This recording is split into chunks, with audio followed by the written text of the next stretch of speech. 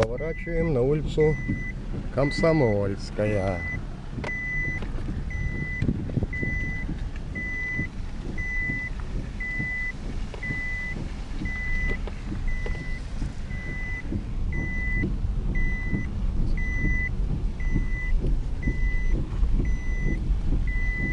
Здесь был дом, где жил Славик Ефимов. Там у нас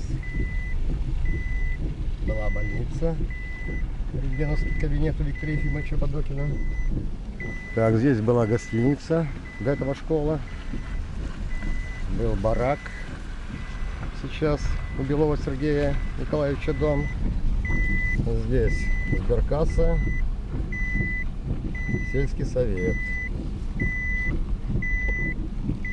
Там был Голубой Дунай, дорога закрыта.